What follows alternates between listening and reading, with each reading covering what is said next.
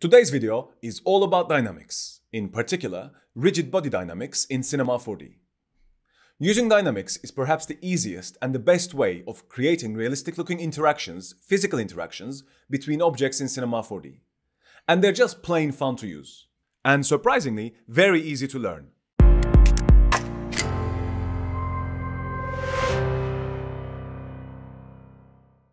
Right, I'll start by creating a cube first. And the cube, like many other objects, is called a passive object, which means if you hit play, nothing's going to happen to it, like that. As opposed to an active object, like a particle emitter, which is going to start shooting out particles as soon as you hit play, so that would be an active object. But what we want to do now is to turn this cube into an active object by adding a simulation tag to it.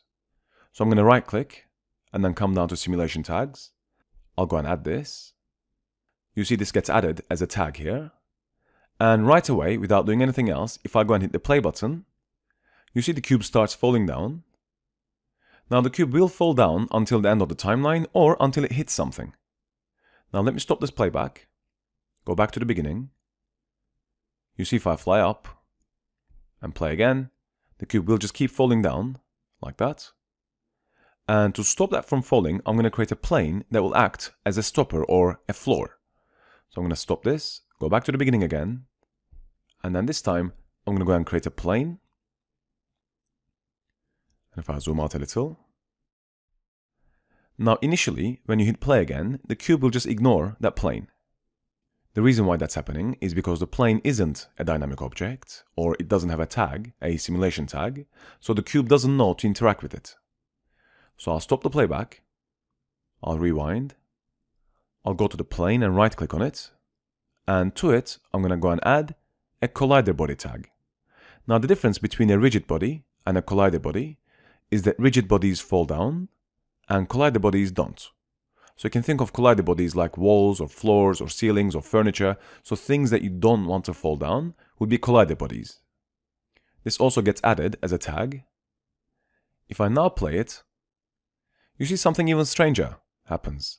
The cube starts shooting down much faster. I'll stop the playback, go back to the beginning.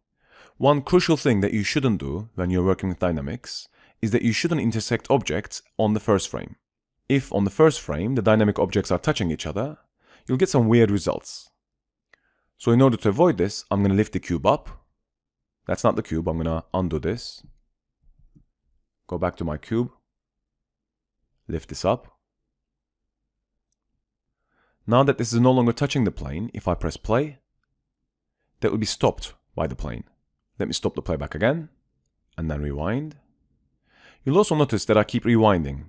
For example, if I hit play, and then stop it here, and here I change my mind about the position of this cube, you see if I try and click and drag, it doesn't let me.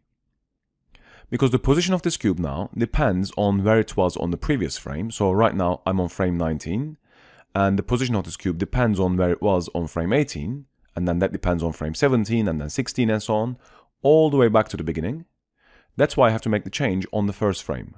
That's why we keep jumping back to the beginning by using this button, or easier than that is Shift and F on the keyboard. That takes the playhead back to the beginning. Then I can move the cube around. And if I play, on frame 19, the cube is in a different place now. One thing you'll notice is that you can't rewind by just clicking and dragging this. If I push this back, the cube won't go back to where it was in the previous frame. You can actually go forward and the cube will keep falling. But if you go back, it won't rewind. That's because the simulation has not been cached yet.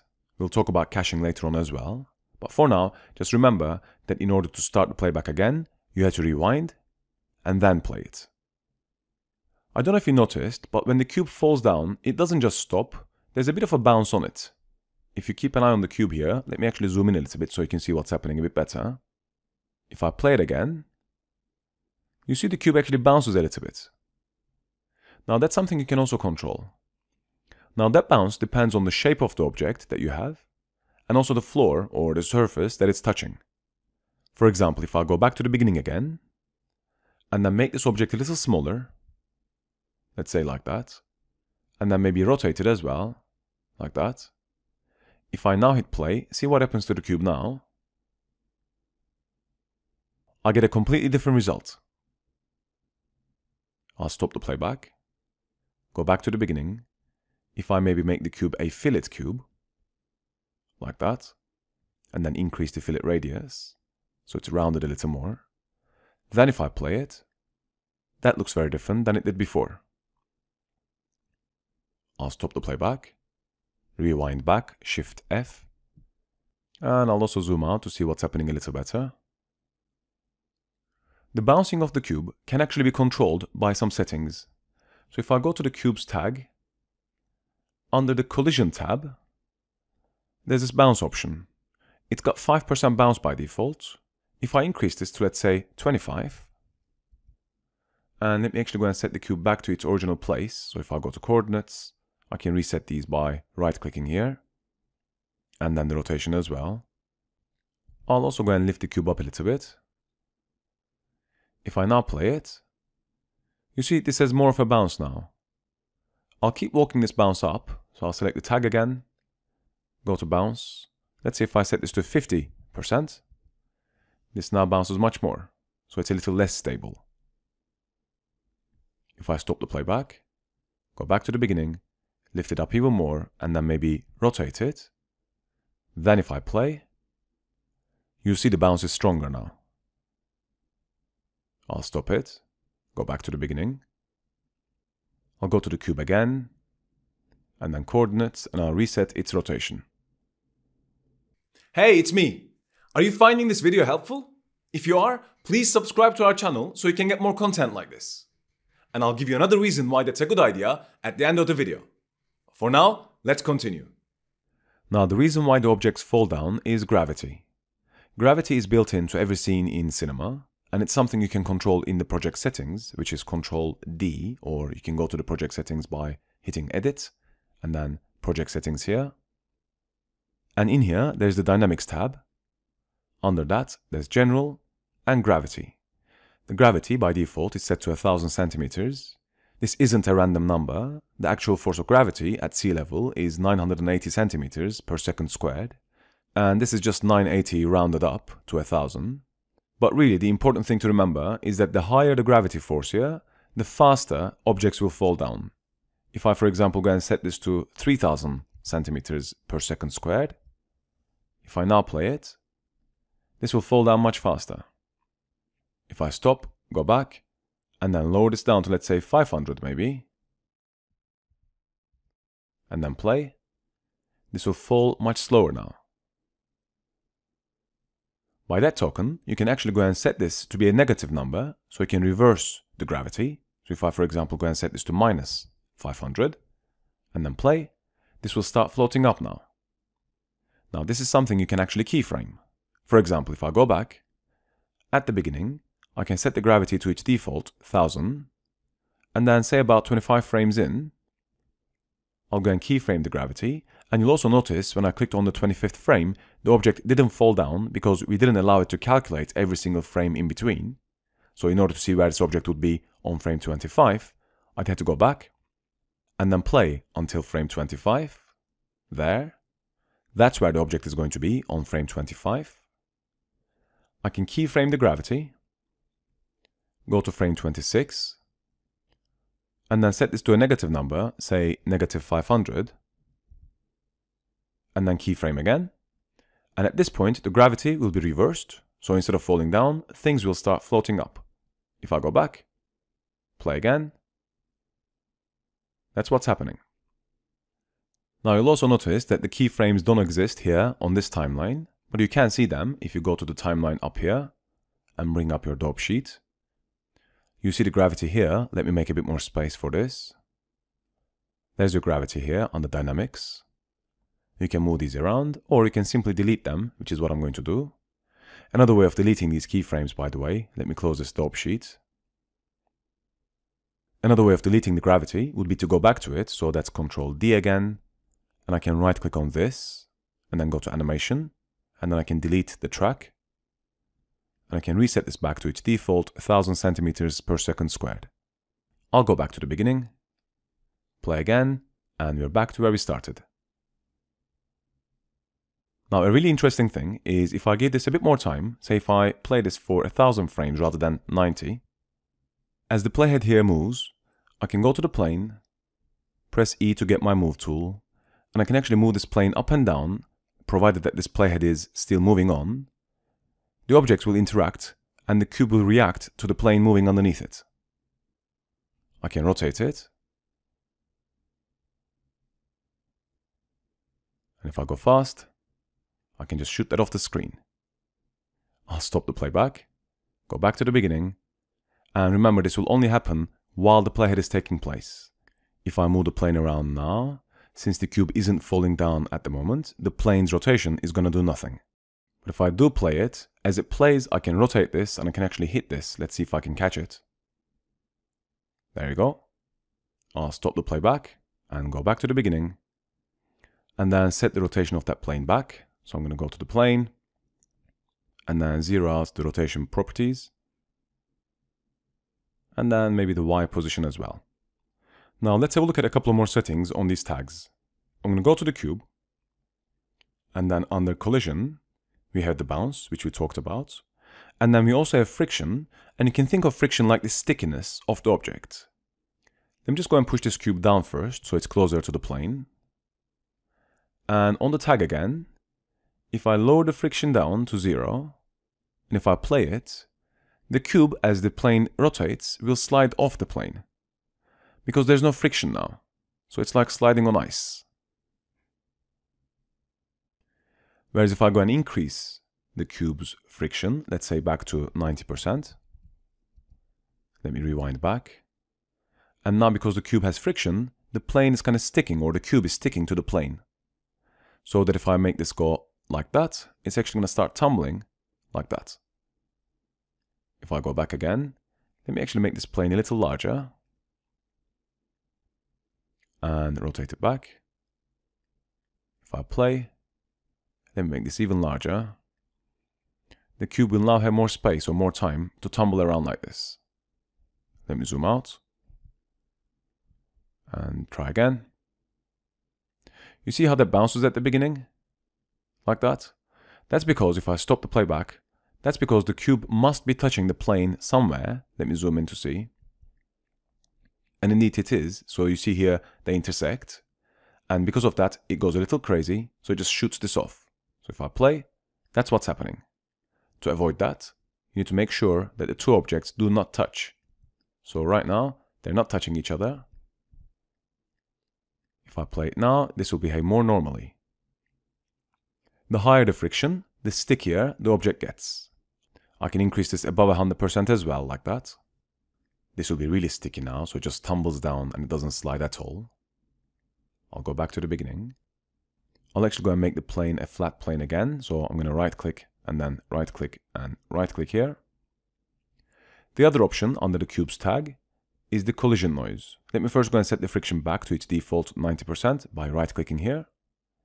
The collision noise is the randomization of what happens to the cube when it hits another surface. For example, if I go and have one more cube in the scene by control dragging it here, if I increase the collision noise of both of these cubes, let's say to 10%, I'll actually go and make these cubes flat cubes as well, so they're not fillet cubes. I'll go to Object, uncheck this fillet option here.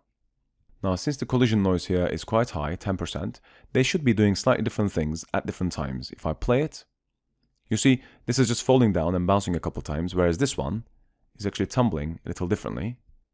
Let me go back, maybe lift these up a little more. And if I play it again, you see they'll do different things.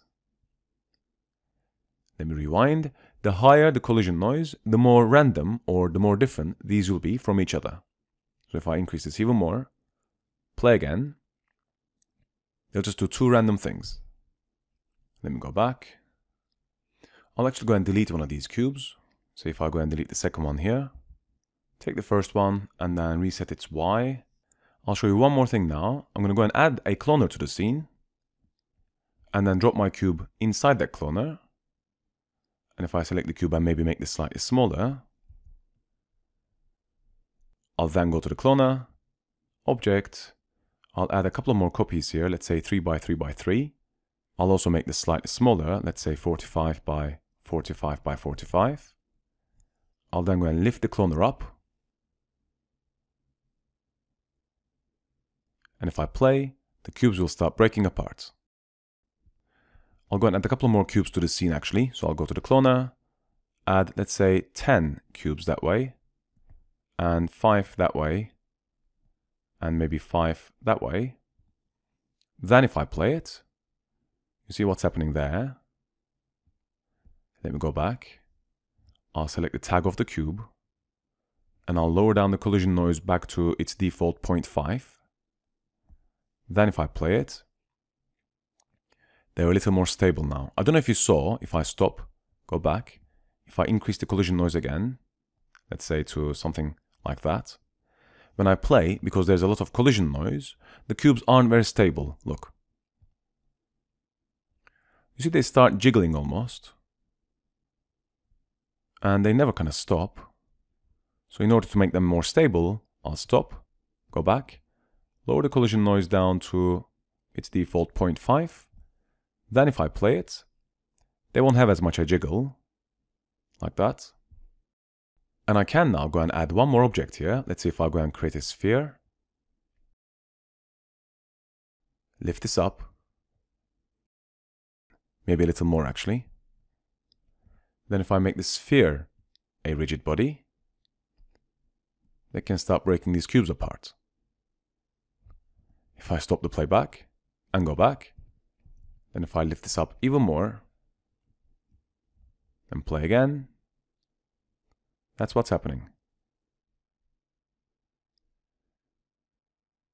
Now let's say you didn't want these objects to fall down right away, but only when the sphere hits them. Well, there's a setting for that as well. Let me go back to the beginning. On the Cubes tag, under the Dynamics tab, there's an option here. It says Trigger, and it's set to immediately by default, which means as soon as you hit play, the dynamics will be triggered and they'll fall down. Well, you can change that to On Collision, which means until or unless something hits these, or they collide into these won't be dynamic objects, so they won't fall down. If I play now, you see they'll only fall down when the sphere hits them. Like that. So I'm going to go and create a new scene from scratch. And here I'm going to go and create a cube again. And then maybe we'll turn this cube into a wall that we can break apart, like maybe a wall that thin. And I'll use the Voronoi fracture for this. So I'll go to the cloners here, add the Voronoi fracture, and drop the cube inside of that. This will now create these random points here. Now if I select the Voronoi fracture, I can go to Sources, select my point generator, and increase the point amount here. So I have smaller pieces like that. And I can make this Voronoi fracture a rigid object. But by default, just by doing that, when I play, this will just fall down. But what I want to do now is to get this to fall down only when something hits it. So let's go and create that something. Let's say if I go and create a sphere, which I'll also make, let me just push the sphere that way actually, here. I'll also make the sphere a rigid object. Now when I play this, both of them will fall down. Let's first fix the initial issue of this wall falling down. So I'm going to go back again, select the Voronoi fractures tag, and then under Dynamics, Trigger is going to be set to On Collision. So this won't fall down by default now, but the sphere does. I'll go back to the beginning. And if you want the sphere or any object not to fall down straight, but move in a direction like that, well, there's another option for that as well. On the tag of the sphere, under the trigger, there's something else called Custom Initial Velocity. If I turn this on, these options will be enabled. I can now give this sphere an initial kick in any of these directions. I want the sphere to be going in this direction, that's the positive X direction. So I can go to where it says Initial Linear Velocity. Linear means position, angular here means rotation. And I'll give this, let's say, an initial kick of 500 units. So that should push the sphere in this direction initially. Not quite enough though, so I'll stop and go back. Set this, let's say, to 1500, like that. If I now go back and play, that's going faster now. We're getting there now. I'll separate these a little more. I actually want this to go that way and also up a little bit as well, so it follows a bit of an arc. So I'm going to go to the Y and increase this as well. Let me zoom out. If I play, oh, that was too much. It looks like I actually made this one go a little crazy. So I'm going to undo this. Go back to the beginning. Now that number is a bit more reasonable. I'll now play it, and it just licks the top of this. So that was a bit too much still. I'll go back. Lower this down to, let's say, maybe 300. And if I play now, that's looking more like it. Now you'll also notice that these pieces here aren't falling down. That's because they're not being touched by anything. So if I go back to the beginning, play again, the sphere only hits them. The sphere only hits these objects, and then the broken pieces hit the ones around them. For example, this one hits this one, and in return that one hits the one underneath, and so on. That's why they fall down. But since nothing affects these, they don't fall down. So if I play, since nothing touches these, they don't fall down. But there's a trick you can use. So if I go back to the beginning, I can go to the frame where the initial hit takes place, let's say here. And at this point, I can ask Cinema to turn this into a fully dynamic object, so it just falls down, even though that things aren't being touched. So there, if I go to the cubes tag, or the Voronoi fractures tag, and then go to where it says trigger, and it says on collision, I can keyframe this now at this stage, go forward by one frame, and then change it from on collision to immediately, and then keyframe again. And now between 15 and 16, it's going to switch from on collision to immediately. So all of these will start falling down as well. If I go back and play, that's what's happening now. Now the thickness of this wall is going to drive how the animation works. What I mean by that is this. If I select the cube, make this thicker, let's say like that. Now the sphere remains the same size, but the wall now is a thicker wall, which means the sphere won't be as strong. If I play, you see the sphere isn't big enough to knock things out of place. That's why it kind of triggers them, but it can't go through them. So I'm going to go back to the beginning. If I now make the sphere bigger, then if I play, then sure, it can actually have more of an effect like this. But otherwise, if the sphere was tiny, it's like a fly hitting a wall, so nothing's actually going to happen to the wall, although the trigger will be created, so things will start falling down. Look. If I go back, if I didn't want that trigger for the whole thing, so if I go to my Voronoi fractures tag and delete the trigger keyframes, and if I make the sphere bigger, play it. Now, since that object is quite big, and it's touching the one next to it, and that's touching the one next to it, and that's touching the one next to it, everything is falling down. So that's another way of doing this. If you wanted the sphere to be this big, but still be strong enough to go through this, you can change its mass. So if I go to the spheres tag, come down to where it says mass, I can change the mass option from world density, which will be size dependent, to custom mass. If I now play it, this is now a little stronger, as you can see. But if I go back, increase its mass, let's say from 10 to 50, so that's 5 times more massive. If I now play, that will start going through that object now. So this way, I can actually make the sphere tiny, go to its tag, increase its mass to, let's say, 500. Then if I play it, it's a small but a massive sphere. I'll go back, select the tag, change it back from custom mass to world density. And now this way, the size of this will pretty much have no effect on this wall. Although this does knock things out of place here, as you can see, but the rest of the wall isn't being affected. I'll go back to the beginning. Now let me show you one last thing. Now let's see how we can combine this with particle emitters. So I'm going to go and create a particle emitter from here. And I'll push this towards here.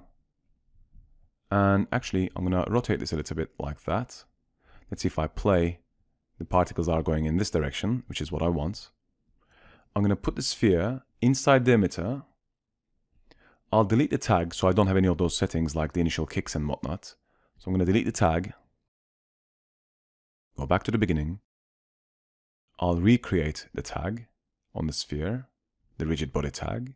And now since this is the child of the emitter, the spheres should actually start shooting out only if the emitter, under the particle tab, has this show objects option turned on. If I turn this on, if I go and hit play, you see those spheres are now particles that are dynamic. And if I make this particle emitter to shoot these particles out faster, so if I go to the emitter speed, and if I increase the speed, let's say if I go higher, this will start shooting these spheres out. I'm going to go even faster actually, let's say maybe 1500. And if I select the emitter, lift it up. Actually, before I lift this up, I'm going to give this a bit more time. So let's say we set this to 500 frames. Then I'll lift this up. The particle emission stopped here, as you can see. That's because under the emitter, the stop emission is set to 150. So I'll go and set this to 500 as well. And now if I go back to the beginning, I can push this around. And gradually, I can break that wall apart. Now the wall is too thick. I'm going to stop this, go back, and then select the cube. Make the wall a little thinner. And if I select the emitter, start maybe off the side here. So initially, the particles won't touch that wall. And as they fly, if I just push this towards right, I can start breaking that wall apart. I'll go back.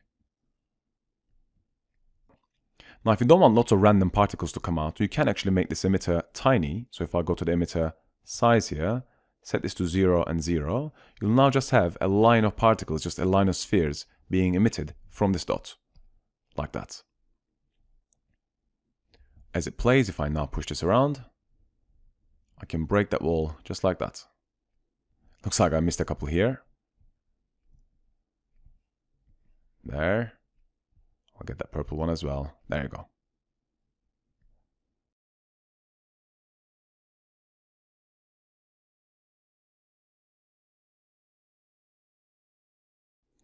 Now, if you created an animation with particles or dynamics, and you want to be able to click and drag through the timeline, you need to cache your timeline first. Let me show you what I mean. You see if I go back, let's see, I want to see what this looks like on frame 150. If I click and drag this to frame 150, you don't actually see the result here. So I want to see what this was like on that frame, but I can't rewind. I can rewind all the way back, in which case the whole thing is reset. Let me actually go and make this a little shorter. So if I go and set this to, say, 150 frames. Now what I want to do first is to go and make the emitter wider again. So if I go to the emitter size, increase this like that, and then bring this here. And if I play, that's what it looks like. And let's say I want to be able to go back in time now. Now for that, I'm going to go back, select the tag of the sphere or the Voronoi fracture, doesn't matter. And then the last tab here is the cache tab. Here, I can go and hit the bake object option, which is going to bake the animation for this object only. But if I do bake all, that's going to bake everything in the scene into RAM. So if I hit bake all, that's now calculating the animation, and that's how much space it takes in the RAM. And if I play, that's what's going to happen. But the great thing about this now is if I stop the playback, I can rewind back, and those pieces will come back like this. So I can actually see exactly what happens on each frame. I can go forward or backwards like that. So if I play again, that's going to be exactly the same animation.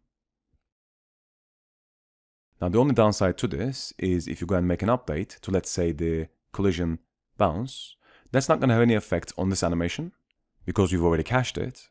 So in order to be able to see the difference here, you'd have to go to the settings of one of these, doesn't matter which one, go to cache, and then clear all caches, and then go back to the beginning, select the tag again, go to collision, make an update, and then if you play and then cache again, that's going to cache the new version. And those are only a few ways of using the rigid bodies and the colliders in Cinema 4D. Before you go, If you want to enter our weekly prize draw, where you could win a free training course that's fully live and interactive and worth over $1,000, make sure you subscribe to our channel and turn on the notifications. That's all you have to do. Thanks again for watching the video, and I'll see you on the next one.